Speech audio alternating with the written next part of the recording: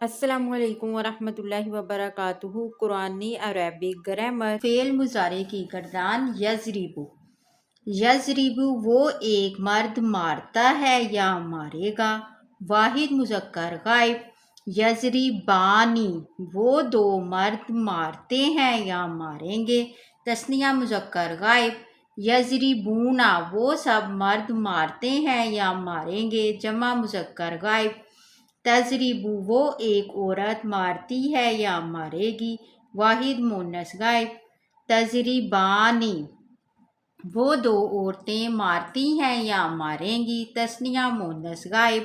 یضربنا وہ سب عورتیں مارتی ہیں یا ماریں گی۔ جمع مؤنث غائب۔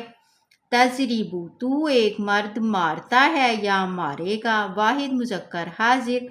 تضربانی تم دو مرد مارتے ہو یا مارو گے۔ تثنیہ مذکر حاضر۔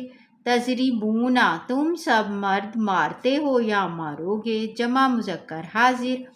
تضربینا تو ایک عورت مارتی ہے یا مارے گی۔ واحد مؤنث حاضر۔